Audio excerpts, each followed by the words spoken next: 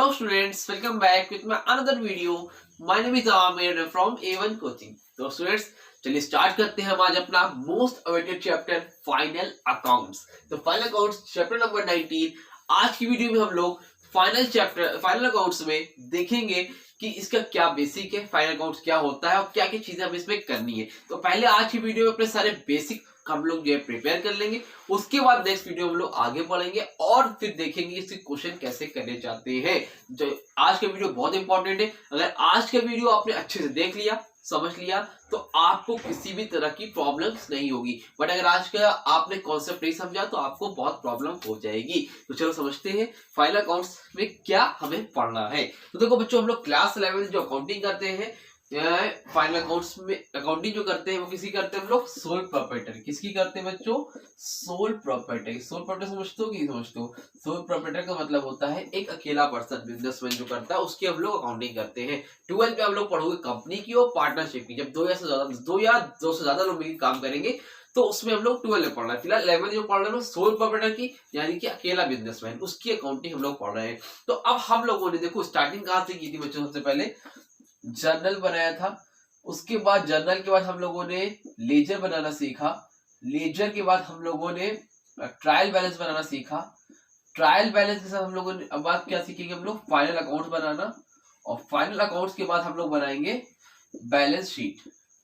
ठीक है, तो नॉर्मली फाइनल अकाउंट में ही बनाएंगे, उसके बनाएंगे हम लोग बैलेंस शीट बनाना सीखेंगे। तो होता क्या है, सबसे पहले आप लोगों ने क्या किया? जर्नल किया, यानी कि जितनी भी चीजें हो रही थी, सामान खरीदा जा रहा था, बेचा जा रहा था, उसको आप लोगों ने क्या किया? रिकॉर्ड किया। हम लोगों ने क्या किया? रिकॉर्ड किया। कौन सी बुक में रिकॉर्ड किया बच्चों? जर्नल में रिकॉर्ड किया। उसके हम लोगों ने क्या किया? उसकी पोस्टिंग की, लेजर में लिखा, यानी कि अलग अलग किया। डेट मींस हम लोगों ने उसको क्या कर दिया? क्लासीफाई किया, सबकी अलग अलग कर दिया था। ठीक है, राहुल का अकाउंट अलग, परचेज का अकाउंट अलग, सेल्स का अकाउंट अलग, सबके अकाउंट्स अलग अलग बना दिए। याद है आप लोगों को? उसके हम लोगों ने क्या किया? ट्रायल बैलेंस बनाया। ट्रायल बैलेंस क्या होती है? एक समरी होती है जिसमें शॉर्ट फॉर्म में सारी चीजें हमें मालूम चल जाती है और हमारे अर्थमेटिकल एक्यूरेसी को बताता है। यानी कि हम लोगों ने क्या किया? उसके बाद समरी बनाई। समरी का अब नेक्स्ट स्टेप है हमारा फाइनल अकाउंट्स। फाइनल अकाउंट्स में हम लोग क्या देखेंगे कि बिजनेस में प्रॉफिट हो रहा है या फिर लॉस हो रहा है, और इसके हम लोग बनाएंगे बैलेंस शीट। बैलेंस शीट क्या बताता है? बिजनेस की आपकी फाइनेंशियल पोजीशन बताता है। क्या बताता है?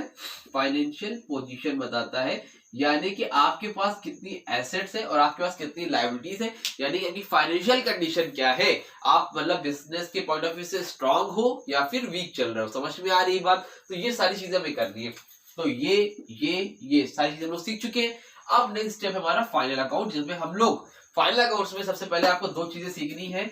एक तो आपको सीखना है ट्रेडिंग अकाउंट और आपका P&L account. Trading account, P&L account, और इधर आपको सीखना है एक और सीखना है बैलेंस शीट। तो ये तीन चीजें आनी चाहिए आपको बनाने। तो ट्रेडिंग अकाउंट, P&L अकाउंट और लास्ट में आपका है बैलेंस शीट। ये तीनों चीजें आपको बनाने आनी चाहिए। इसी के बेसिस पे सारे क्वेश्चन करते हैं। तो पहले फिलहाल अभी हम लोग बात करते हैं ट्रेडिंग अकाउंट और प्रॉफिट एंड लॉस अकाउंट क्या होता है। ठीक है, इतना नोट करना है अगर किसी को तो नोट कर ले जल्दी से। कर दिया? रफ कर लूं मैं? चलो रफ कर देते इसको। ठीक है, देखो आज मैं आप लोगों को एक ओवरव्यू दूंगा पूरा फाइनल अकाउंट्स का। उसके बाद नेक्स्ट वीडियो में हम लोग सिर्फ प्रैक्टिकल क्वेश्चन करके देखेंगे। देखो बच्चों, सबसे पहले आपको बनाना होता है format of trading and P&L account. किसका? Format of trading and P&L account का। ठीक है, तो मान लो इस तरह से फॉर्मेट बनता है, format of trading and P&L account. ठीक है, इस तरह से बनेगा आप लोग का। यहाँ पर जो डेट वगैरह रहेगी, डेट डाल लिया जाएगा, वो सारी चीजें हो जाएगी। नॉर्मली समझो इस तरह से आपका बनेगा।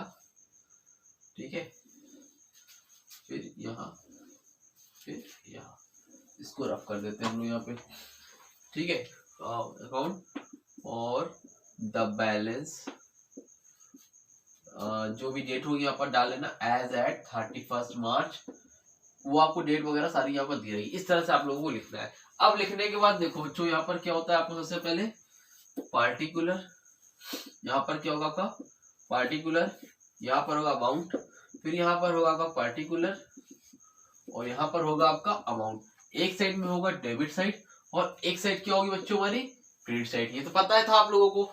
अब देखो समझो, पहले हम लोग बनाते हैं क्या, ट्रेडिंग अकाउंट। क्या बनाएंगे, ट्रेडिंग अकाउंट, फिर बनेगा पीएनएल अकाउंट।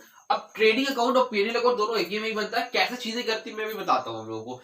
ट्रेडिंग अकाउंट से हम लोग पहले निकाल लेते हैं ग्रॉस प्रॉफिट। क्या निकाल लेते हैं हम लोग, ग्रॉस प्रॉफिट। क्या निकाल लेते हैं बच्चों, ग्रॉस प्रॉफिट। और जब ग्रॉस प्रॉफिट हमें मालूम चल जाएगा तो हम लोग क्या निकाल लेते हैं, नेट प्रॉफिट। नेट प्रॉफिट, ठीक है। तो अब फिर क्या निकाल लेते हैं हम लोग, नेट प्रॉफिट। अब जब नेट प्रॉफिट आएगा उसके हम लोग बनाएंगे बैलेंस शीट। बैलेंस शीट की बात बाद में करेंगे, अभी बात करते हैं हम लोग ग्रॉस प्रॉफिट और नेट प्रॉफिट की। अब ग्रॉस प्रॉफिट क्या होता है, नेट प्रॉफिट क्या होता है, अभी बताता हूँ, पहले समझो। अब इस साइड, इस फाइनल अकाउंट में आपका जो भी रूल चलेगा वो क्या चलेगा, नॉमिनल अकाउंट का। किसका चलेगा बच्चों, नॉमिनल अकाउंट का।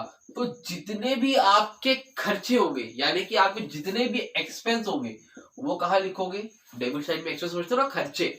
और जितनी भी आपकी इनकम होगी वो कहाँ लिखोगे आप लोग, क्रेडिट साइड में। कहाँ लिखोगे, क्रेडिट साइड में। जितने भी एक्सपेंस है डेबिट साइड में, जितनी भी इनकम है कहाँ लिखोगे, क्रेडिट साइड में। ठीक है, क्लियर। अब देखो, जितने भी खर्चे हैं डेबिट साइड में, जितनी भी इनकम क्रेडिट साइड में। डेबिट साइड कौन है, ये है। क्रेडिट साइड कौन है, ये है। इधर साइड हमेशा आप लगाओगे 2, इधर साइड आप लगाओगे हमेशा बाय। क्या लगाओगे, 2, और इधर लगाओगे बाय। अब जितने भी डायरेक्ट खर्चे, डायरेक्ट एक्सपेंस होंगे, टू डायरेक्ट एक्सपेंस, जितने भी आपके डायरेक्ट एक्सपेंस है वो आप कहाँ लिखोगे, पहले किस पे लिखोगे, ट्रेडिंग अकाउंट में। किस पे लिखोगे, ट्रेडिंग अकाउंट। भाई ट्रेडिंग अकाउंट बना लो ना पहले, तो ट्रेडिंग अकाउंट में लिखोगे जितने भी डायरेक्ट खर्चे हैं। डायरेक्ट खर्चे क्या होते हैं सर, बता रहा हूं भी, ठीक है। तो जितने भी डायरेक्ट एक्सपेंस है कहाँ लिखोगे आप लोग, डेबिट साइड में।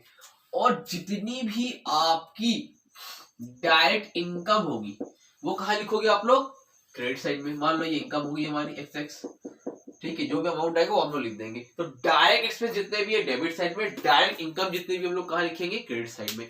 यहाँ तक कोई दिक्कत नहीं है। अब सर डायरेक्ट एक्सपेंस होता क्या है, देखो बच्चों, मान लो अगर हम लोग कोई भी काम करते हैं, कोई भी चीज बनाते हैं, मान लो हम लोग बनाते हैं ये मार्कर। हमने मान लिया कि हम लोग जो है कंपनी में बनाते हैं मार्कर। क्या बनाते हैं, MARKER, मार्कर ही बनाते हैं। एक साथ लिख दे रहा हूँ, ये भाई मार्कर बनाने का हम लोगों का कारखाना है, फैक्ट्री है ये हमारी, ठीक है। क्या हमारी ये फैक्ट्री है, यहाँ पर हम लोग मार्कर बनाते हैं। अब समझना डायरेक्ट एक्सपेंस होता क्या है। देखो, डायरेक्ट एक्सपेंस का मतलब होता है कि वो खर्चे जो प्रोडक्ट को बनाने में खर्च हो रहे हैं, वो खर्चे, वो एक्सपेंस जो कि प्रोडक्ट को बनाने में खर्चे हो रहे हैं, उसको हम लोग बोलते हैं डायरेक्ट एक्सपेंस। यानी कि मान लो हम लोग मार्कर बनाते हैं, मार्कर बनाने पे खर्चा करते हैं। हम लोग काम है मार्कर बनाना, तो मार्कर कहाँ बनता है, फैक्ट्री में, ठीक है। अब मार्कर जहां बन रहा उसको कौन बना रहा होगा, लेबर बना रहे होंगे। मार्कर को बनाने के लिए प्लास्टिक आई होगी, इंक आई होगी, ये सब क्या होंगे, सामान आए होंगे। तो ऐसे जो भी खर्चे हैं जो मार्कर को बनाने में खर्चे हो रहे हैं, इसको हम लोग क्या बोलेंगे, डायरेक्ट एक्सपेंस। मान लो आपने कोई भी चीज परचेज करी, यानी कि रॉ मटेरियल वगैरह खरीदा, डायरेक्ट एक्सपेंस, ठीक है। आपने लेबर को वेजेस दिया, कैसा खर्चा हो गया, डायरेक्ट एक्सपेंस हो गया। क्यों, क्योंकि वो लेबर क्या कर रहा है, सामान बना रहा है, यानी कि मार्कर बना रहा है। अब समझो, आपने एक स्टोर कीपर रखा है, आपने एक वॉचमैन रखा है, आपने एक मैनेजर रखा है। तो अब जो वॉचमैन है वो क्या कर रहा है, बाहर बैठा हुआ है, भाई देख रहा है कोई चोरी वगैरह ना होने पाए। क्या वॉचमैन मार्कर बना रहा है, नहीं, बट आपको नीड है, वो कैसा खर्चा है आपका, इनडायरेक्ट खर्चा है। मान लो आपने एक बेहतरीन सा ऑफिस खोल रखा है जहां से आप मार्कर बना बेचते हो, ठीक है। तो वो कैसा खर्चा है, इनडायरेक्ट खर्चा है। क्यों, क्योंकि वहां पर मार्कर बन नहीं रहा है, अब मार्कर बन गया है, आप क्या कर रहे हो, वहां पर बेच रहे हो, कैसा खर्चा है, इनडायरेक्ट खर्चा है। आप फैक्ट्री का रेंट दे रहे हो, कैसा खर्चा है, डायरेक्ट खर्चा है। क्यों डायरेक्ट खर्चा है बच्चों, क्योंकि फैक्ट्री क्या है, फैक्ट्री का मतलब है फैक्ट्री में सामान बन रहा है, ये सारे खर्चे क्या है, डायरेक्ट खर्चे। आप एक मैनेजर की सैलरी दे रहे हो, क्या मैनेजर मार्कर को बना रहा है, नहीं, मैनेजर इनडायरेक्टली जुड़ा, देख रहा है काम सही से हो रहा है कि नहीं, तो मैनेजर की सैलरी क्या है, इनडायरेक्ट एक्सपेंस है। समझ में आ रही बात। आप मान लो अगर खाली रेंट दे रहे हो, आप मान लो ऑफिस का रेंट दे रहे हो, तो वो खर्चा कैसा है, इनडायरेक्ट। लेकिन अगर आप फैक्ट्री का रेंट दे रहे हो, किसका, फैक्ट्री का रेंट दे रहे हो, तो वो कैसा खर्चा है, डायरेक्ट। अगर आप लाइट का खर्चा दे रहे हो तो कैसा खर्चा है, इनडायरेक्ट। लेकिन अगर आप फैक्ट्री के लाइट का खर्चा दे रहे हो वो क्या है, direct. Gas, fuel and power, ये सारी चीजें, और जो भी फैक्ट्री में लग रहा है सामान, यानी कि इस सामान को, मार्कर को बनाने में जो भी खर्चे हो रहे हैं, वो कैसे खर्चे हैं, डायरेक्ट एक्सपेंस है। समझ में आई बात। इनडायरेक्ट जो कि इनडायरेक्टली हुए, जैसे डेप्रिसिएशन लग गया, बैड डेब्ट्स हो गया, इस मार्कर की एडवर्टीजमेंट कराने में खर्चा हो रहा है, वो कैसा खर्चा, इनडायरेक्ट है। तो कहने का मतलब वो सारे के सारे खर्चे जो कि किसी प्रोडक्ट को बनाने में डायरेक्टली खर्चे होते हैं उसको हम लोग बोलते हैं डायरेक्ट एक्सपेंस, और प्रोडक्ट बनने के बाद जो पैसे खर्चे होते हैं उसको हम लोग क्या बोलते हैं इनडायरेक्ट एक्सपेंस। समझ में आ रही बात? कुछ आ रही कि नहीं आ रही? जैसे कैरेज, कैरेज का मतलब समझते हो क्या होता है? किराया। अगर कैरेज इनवर्ड लिखा है इसका मतलब मालूम है क्या होता है? सामान जो भी किराया लगा है वो इनवर्ड यानी कि प्रोडक्ट को बनाने में लगा है, वो सारे क्या है? Direct expense. अगर कैरेज आउटवर्ड लिखा है यानी कि सामान बनने के बाद उसकी सेलिंग पर पैसा खर्चा, वो कैसा खर्चा? हमारा इनडायरेक्ट एक्सपेंस है। तो डायरेक्ट एक्सपेंस और इनडायरेक्ट एक्सपेंस की पहचान आपको होनी चाहिए। तो मैं चाहूं तो लिख सकता हूं, रटवा दूं आपको, भाई ये सर्टिफिकेट डायरेक्ट ये इनडायरेक्ट है, लेकिन हमें क्या करना है? समझना है, माइंड से इस्तेमाल करना है, वहां पर समझना है भाई डायरेक्ट कौन है और इनडायरेक्ट कौन है। समझ में आ गई बात? अब डायरेक्ट इनकम क्या होती है? भाई हम लोग मार्कर बना रहे हैं तो मार्कर क्या होगा? सेल करोगे, तो जो प्रोडक्ट आप बना रहे हो उसको बेच के जो इनकम आ रही है उसको हम लोग क्या बोलते हैं? Direct income. और इनडायरेक्ट इनकम क्या होगी? इनडायरेक्ट इनकम मतलब कहीं से आपको इंटरेस्ट मिल रहा है, बैंक से आपको इंटरेस्ट वगैरह मिल रहा है, कहीं से कमीशन रिसीव्ड हो गई है, डिस्काउंट रिसीव्ड हो गया है, ये सब इनकम कैसे? हमारी इनडायरेक्ट इनकम। और डायरेक्ट इनकम क्या है? जो सेल करके होगी। डायरेक्ट इनकम क्या है बच्चों? जो सेल्स करके होगी, वो कौन सी इनकम है? Direct income. आई होप यहां तक क्लियर होगा, कोई प्रॉब्लम नहीं होगी। समझ में आई बात? तो डायरेक्ट एक्सपेंस जो है डायरेक्ट इनकम जो है। अब मान लो डायरेक्ट एक्सपेंस हमारा 1,00,000 था और जो डायरेक्ट इनकम हुई है वो हमारी कितनी हुई है? 1,70,000 की। अब ये बताओ खर्चे कितने हमारे? 1,00,000 रुपए के। डायरेक्ट इनकम कितने की? 1,70,000 की। हम लोग अकाउंटिंग में हमेशा से पढ़ते आए हैं इतना, जितना भी खर्चा होता है, जितना भी ज्यादा साइड वाला होता है उसको हम लोग क्या कर देते हैं? लिख देते हैं। ज्यादा किधर है? इधर की इधर? इनकम साइड ज्यादा है तो दोनों तरफ लिख दो, ठीक है? वही वाला अमाउंट, इतना तो आप लोग लेजर वगैरह सब में पढ़ते आए हो।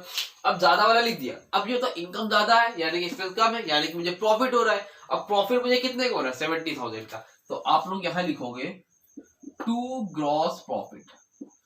टू ग्रॉस प्रॉफिट कितने का? 70,000 का। यहां लिखोगे to gross profit transfer into P&L account. इसका मतलब क्या है सर? देखो बच्चों अभी ग्रॉस प्रॉफिट निकला है, अभी जितने भी डायरेक्ट खर्चे थे वो खर्चे मैंने करे, उससे मुझे प्रॉफिट हुआ 70,000 का। अब मान लो 70,000 का प्रॉफिट हुआ, अब इसको कुछ डेप्रिसिएशन लगा होगा, कुछ बैड डेप्स हुआ होगा, इस मार्केट को बेचने के लिए मैंने एडवर्टीजमेंट वगैरह किया होगा, तो बहुत से इनडायरेक्ट खर्चे हुए होंगे। तो इनडायरेक्ट खर्चा करने के बाद हमें कितना प्रॉफिट हुआ उसी को हम लोग क्या बोलते हैं? Net profit. समझ में आ रही है? ये तो मेरा ग्रॉस प्रॉफिट निकला। तो ग्रॉस प्रॉफिट का मतलब समझ गए? ग्रॉस प्रॉफिट वो होता है जो डायरेक्ट एक्सपेंस के बाद जो भी पैसा बचता है उसको लोग बोलते हैं ग्रॉस प्रॉफिट। अब नेट प्रॉफिट निकालो। नेट प्रॉफिट का मतलब अब जो इनडायरेक्ट खर्चा करोगे। तो अब देखो यहां पर साइड आया तो ग्रॉस प्रॉफिट, अगर मान लो इस साइड आता तो हम लोग यहाँ पर क्या लिखते थे? By gross loss. कब लिख देते? अगर इस साइड ज्यादा होता इस साइड कम होता, जितना होता यहाँ पर बराबर करके लिख देते ग्रॉस लॉस। ठीक है?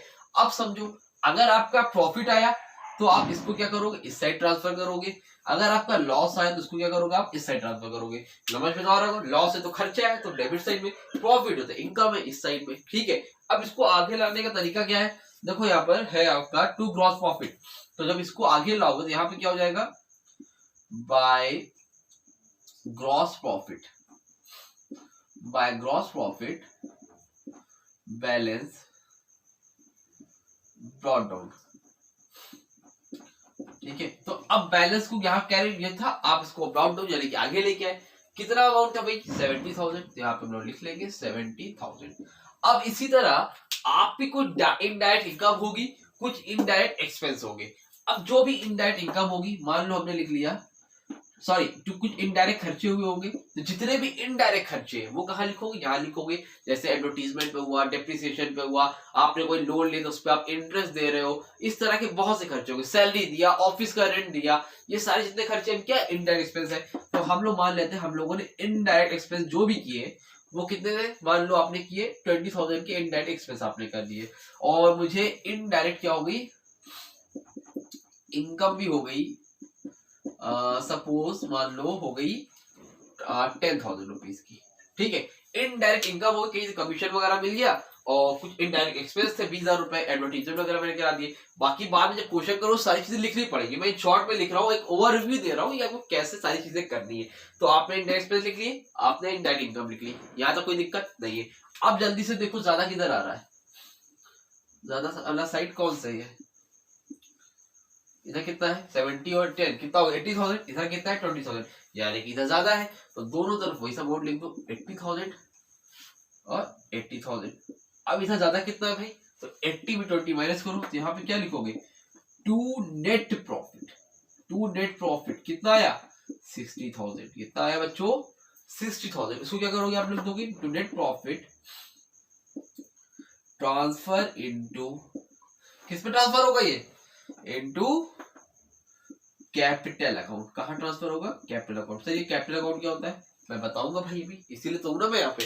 तो इतना समझ में आया, एक बार फिर से रिवीजन में समझाता हूँ, ठीक है। देखो जितने भी डायरेक्ट खर्चे थे आपने यहाँ लिखे, जितने भी डायरेक्ट इनकम थी आपने यहाँ पे लिखी। अब उसके बाद जो भी आपको प्रॉफिट मिला उसको हम लोग क्या बोलते हैं, क्या बोलते हैं ग्रॉस प्रॉफिट। अब ग्रॉस प्रॉफिट हुआ है तो उसको आप आगे लेके आओगे, ग्रॉस लॉस होता तो आप इधर लेके आते। ग्रॉस प्रॉफिट आप इधर लेके आए, जितना प्रॉफिट था 70,000 लिख दिया। उसके बाद आपको इनडायरेक्ट इनकम होगी कुछ तो आप यहाँ लिखोगे, अगर आपको इनडायरेक्ट खर्चे होंगे तो आप इधर लिखोगे। इनडायरेक्ट खर्चे इनकम सारी चीजें लिखी, देखा तो हम लोगों को नेट प्रॉफिट हुआ। कितने का नेट प्रॉफिट हुआ बच्चों 60,000 का, ठीक है। ग्रॉस प्रॉफिट कितने का हुआ था 70,000 का। इस तरह से आपको सारी चीजें करनी है और आपका P&L अकाउंट बनके तैयार हो जाएगा, ठीक है। यहाँ तक कोई दिक्कत, आई थिंक यहाँ तक कोई दिक्कत नहीं होगी। तो ये काम करना होता है आपको ट्रेडिंग एंड P&L अकाउंट में। ग्रॉस प्रॉफिट नेट प्रॉफिट का मतलब भी समझ के होंगे। अब देखो क्या करना है आगे, यहाँ तक कोई दिक्कत तो नहीं है, उम्मीद करता हूँ यहाँ तक कोई भी प्रॉब्लम आप लोगों को नहीं होगी, ठीक है। अब इतना करने के बाद अब आप लोग को बनानी है बैलेंस शीट। क्या बनानी है बैलेंस शीट। बैलेंस शीट का मतलब तो मैंने शुरू में बताया हुआ है जिन लोगों ने पढ़ा है मुझसे, अगर नहीं पढ़ा है तो शॉर्ट में बता देता हूँ कि बैलेंस शीट क्या होती है। बैलेंस शीट एक अकाउंट नहीं होता है, एक स्टेटमेंट होता है जिसमें हम लोग एक साइड लिखते हैं अपनी लाइबिलिटीज। क्या लिखते हैं लाइबिलिटीज, फिर अमाउंट, फिर लिखते हैं हम लोग एसेट्स और फिर लिखते हैं हम लोग अमाउंट। समझ में आ रही बात, इस तरह से लिखते हैं बैलेंस शीट। यहाँ पे जो भी होगा एज दैट जो भी ईयर है लिख दो 31 मार्च 2022, ठीक है। इनके लिए हम लोग बना रहे हैं। अब देखो जितनी भी लाइबिलिटी साइड लिख दो, जितने भी एसेट्स है इसको लिख दो, ठीक है। अब इसका रूल क्या है, रूल ये होता है बच्चों कोशिश करो कि जितनी भी करंट एसेट है, करंट एसेट्स है उसको पहले लिखो, जितनी भी नॉन करंट एसेट है उसको फिर लिख दो।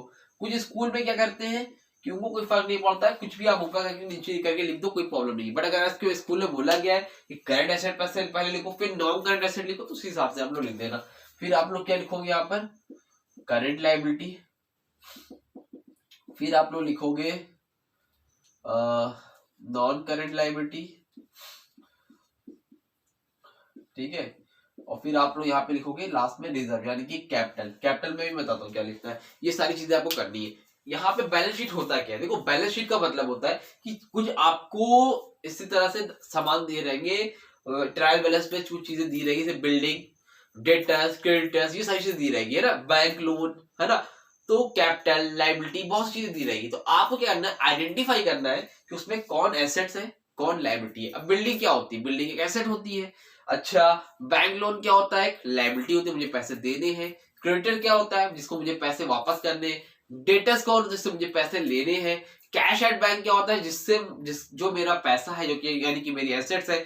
फर्नीचर मेरी एसेट्स है, तो जो एसेट्स उसको आप इस साइड लिख देना, जितनी भी लायबिलिटीज आप उसको इस साइड लिख देना। और उसके बाद जब आप बैलेंस मैच करोगे, यहाँ का बैलेंस मैच करोगे, तो वो हमेशा क्या आएगा सेम आएगा। क्या आएगा हमेशा इक्वल आएगा। अगर इक्वल नहीं आता है डेट मीन्स यहाँ पे कोई ना कोई मिस्टेक्स है। तो हमेशा बैलेंस शीट आपकी मैच करनी चाहिए। इन केस अगर आपका बैलेंस शीट मैच नहीं कर रहा है डेट मीन्स कहीं पर कोई मिस्टेक हो गई है, तो ये मिस्टेक से हमें बचना है।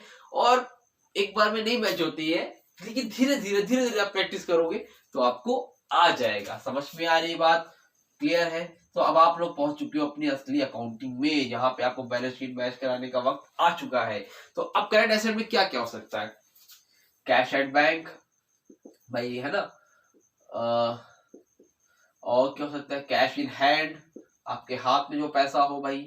ये सब आपकी क्या है, करंट एसेट है। डेटर्स, करंट एसेट का मतलब सोचते हो कि नहीं, वो एसेट जो मुझे एक साल के लिए प्रॉफिट देंगी वो क्या है, करंट एसेट। और नॉन करंट एसेट जो एक साल ज्यादा के लिए देंगी। करंट लायबिलिटी जो कि मुझे एक साल में वापस करना है पैसा। नॉन करंट लायबिलिटी जो कि मुझे एक साल से ज्यादा के बाद वापस करना हो, ये एक साल के अंदर वापस करना है। ठीक है, तो अब यहाँ पर सारी चीजें लिख लो। डेटर्स हो गए, ठीक है। अब नॉन करंट एसेट में क्या सकता है, बिल्डिंग, फर्नीचर, है ना, प्लांट एंड मशीनरी, ये सब आपके आ जाएंगे किसमें, नॉन करंट एसेट में। जो भी अमाउंट रहेगा यहाँ पर आप लोग लिख दोगे। ठीक है, अब लिखने के बाद करंट लायबिलिटी में क्या सकता है भाई, बैंक ओवरड्राफ्ट बैलेंस, है ना, और creditor, long term loan, short term यहाँ आ जाएगा। ठीक है, लॉन्ग टर्म लोन, ये सारी चीजें आप लोगों को यहाँ पर लिख देनी है। ठीक है, इतना लिखने के बाद अब देखो, अब यहाँ तक समझो। उसके बाद आपको यहाँ पर लिखना है कैपिटल। क्या लिखना है आप लोगों को, कैपिटल। अब कैपिटल, कैपिटल में सोचते हो क्या होता है, मैंने शुरू में आपको बताया था, एक होता है assets equal to liabilities plus capital. तो जितनी भी एसेट्स होती है, जो भी हम लोग बिजनेस में एसेट क्रिएट करते हैं, उसके दो तरीका है। या तो हम लोग लायबिलिटीज यानी किसी से पैसा उधार ले ले, या फिर खुद से पैसा लगा दे। तो assets equal to liabilities plus capital, यही तो है। लायबिलिटीज तो यहाँ लिख दी, फिर कैपिटल तो यहाँ लिखोगे ना। तो बस पे हम लोग अकाउंटिंग कैसी करते हैं, बिजनेस ही करते हैं।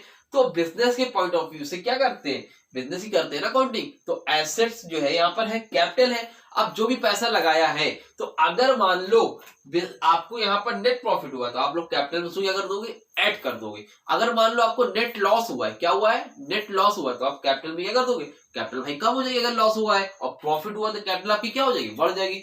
जो भी आपकी कैपिटल होगी उसको आप यहाँ पे लिखोगे। उसके बाद यहाँ पर लिखोगे एड नेट प्रॉफिट, जो भी है यहाँ पर आप लिख दोगे। अगर कोई आपने ड्राइंग्स की है, ड्राइंग समझते हो, पर्सनल यूज के लिए पैसा निकाला है, तो उसमें आपकी कैपिटल क्या होगी, कम होगी। क्वेश्चन में दिया रहेगा। तो अगर लाइव ड्राइंग है तो आप लोग यहाँ पर लिखोगे लेस ड्राइंग। जितना भी अमाउंट है यहाँ से माइनस करोगे और टोटल अमाउंट यहाँ लिख दोगे। कैपिटल लिखोगे, कैपिटल नेट प्रॉफिट को ऐड करोगे, फिर ड्राइंग को आप लोग क्या करोगे, माइनस करोगे। और उसके बाद जो भी अमाउंट आएगा आप ये लोग यहाँ पर लिख दोगे। समझ में आई बात। तो यहाँ का बैलेंस हमेशा इक्वल आएगा। इनकेस अगर नहीं आता, कोई मिस्टेक्स है, बाकी प्रैक्टिस करोगे, प्रैक्टिस में मैं क्वेश्चन कराऊंगा और आएगा। और बहुत ही इंपॉर्टेंट क्वेश्चन है। अगर आप इस चैप्टर को समझ गए तो फाइनल अकाउंट विद एडजस्टमेंट भी बहुत इजीली समझ पाओगे। अगर इस चैप्टर में आपका बेस नहीं बन पाया, कॉन्सेप्ट आपका क्लियर नहीं हो पाया, तो आपको बच्चों बहुत प्रॉब्लम हो जाएगी। इसलिए इस चैप्टर को अच्छे से पढ़ना, इस चैप्टर पे टाइम देना। मोस्टली 25 से 30 मार्क्स का तो आपको इसी चैप्टर से बन जाएगा। तो जो बच्चे खाली इस सब्जेक्ट के चैप्टर को पढ़ लेंगे वो तो पास क्लियर हो जाएंगे इसी सब्जेक्ट से। बाकी स्कोरिंग मार्क्स है, हाई मार्क्स गेन करना है हम लोगों को, तो हम लोग मेहनत को करेंगे ही। तो बाकी इसको करो, पहले सिक्योर कर दो अपने आप को 100%, उसके बाद हाई मार्क्स के लिए अच्छे से मेहनत करो। उसके अलावा That's it for today। और हम लोग मिलेंगे अपनी नेक्स्ट वीडियो में, जिसमें हम लोग बात करेंगे कि ट्रेडिंग अकाउंट के क्वेश्चन कैसे करते हैं, बाकी सारे क्वेश्चन करके देखेंगे, और ग्रॉस प्रॉफिट, नेट प्रॉफिट और बैलेंस शीट भी कंप्लीट करेंगे। चलो, वीडियो अच्छी लगी हो तो वीडियो को लाइक कर देना, चैनल को सब्सक्राइब कर देना, और जितने भी को बच्चे हैं, अपने दोस्त हैं, अपने फ्रेंड्स हैं यार, उनको भी शेयर कर देना। मिलेंगे अपनी न्यू वीडियो में, तब तक के लिए थैंक यू सो मच।